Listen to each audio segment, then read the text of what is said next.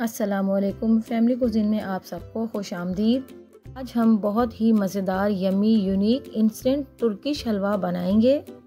ये तुर्किश हलवा है लेकिन मिडिल ईस्ट में भी इसे बहुत ही पसंद किया जाता है और शौक़ से खाया जाता है। तो चलिए रेसिपी की तरफ चलते हैं।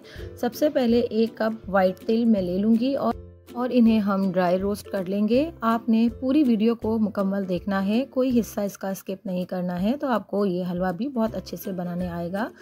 यहाँ हमने तिलों को ड्राई रोस्ट कर लिया है। अब मैं इसे एक प्याली में निकाल रही हूँ ताकि इसका धुआं वगैरह निकल जाए और ये थोड़े ठंडे हो जाएं।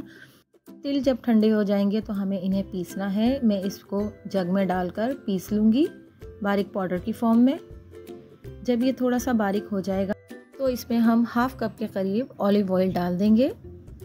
ऑलिव ऑयल डालने के बाद हम इसे थोड़ा सा और चलाएंगे और ये पेस्ट की शक्ल में हो जाएगा। अब हम इस पेस्ट को जग से बाहर निकाल के एक बाउल में निकाल लेंगे। ये बहुत ही ताकतवर और सर्दियों में पसंद किया जाने वाला हलवा है। यहाँ मैं 1 कप पिसी हुई चीनी ले रही हूँ जो मैंने पहले से पीस कर रख ली थी टाइम सेव करने के लिए। वो मैं इसमें शामिल कर दूंगी और अच्छी तरह से इसको हम मिक्स करेंगे। अब मैं 1 कप मिल्क पाउडर का इसमें डालूंगी। मेरा नीडो है, आप कुछ भी ले सकते हैं। मैंने कुछ पिस्ता काट के रखे हुए हैं, इसमें सबसे ज़्यादा पिस्ता का ही इस्तेमाल होता है, वो मैं इसमें थोड़े से डाल दूंगी और अब हम इसे अच्छी तरह से एक डो की शक्ल में बना लेंगे। अगर आपको ये थोड़ा ड्राई लगे तो आप इसमें देसी घी के 2 चमचे भरकर डाल सकते हैं। मैं यहाँ 2 टेबलस्पून देसी घी के शामिल कर रही हूँ। मुझे ड्राई नहीं लग रहा था लेकिन मुझे टेस्ट बढ़ाने के लिए मैं इसको इसमें शामिल कर रही हूँ।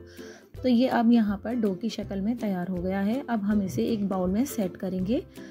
बाउल में सबसे पहले मैं क्लिंग रैप बिछा लूँगी ताकि हलवा हमारा इसमें बाउल पर चिपक ना जाए और निकालने में आसानी से ये निकल जाए। तो मैं यहाँ इस पर अच्छी तरह से क्लिंग रैप इसके अंदर बिछा लूँगी। अब मैं जो ड्राई फ्रूट मैंने काट के रखे हुए थे पिस्ताचूस, तो वो मैं इसमें अच्छी तरह से नीचे फैला लूँगी।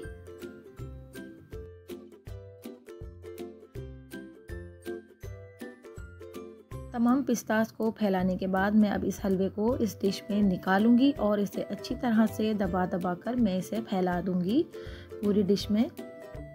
तो जब तक हम इसे यहाँ पर सेट कर रहे हैं, अगर आपने मेरे चैनल को सब्सक्राइब नहीं किया है तो उसे सब्सक्राइब कर लीजिए और पास में लगे बेल आइकन को भी दबा दीजिए।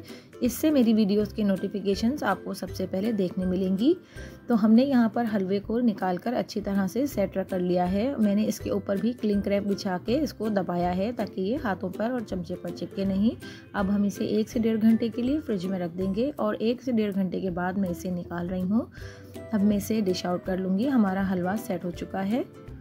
बाउल के ऊपर हम एक प्लेट को रखेंगे और इसे हम उलट लेंगे तो तमाम हलवा हमारा प्लेट में आ जाएगा बहुत आराम से। और वैसे भी हमने इसके नीचे क्लिंग रैप लगाया है तो कोई मुश्किल नहीं होगी। देखिए किस कदर खूबसूरत और मज़ेदार हलवा बनकर तैयार हुआ है। मैं यहाँ से अब इसके ऊपर से क्लिंग रैप हटाकर इसे कट कर लूँगी पीसेस में।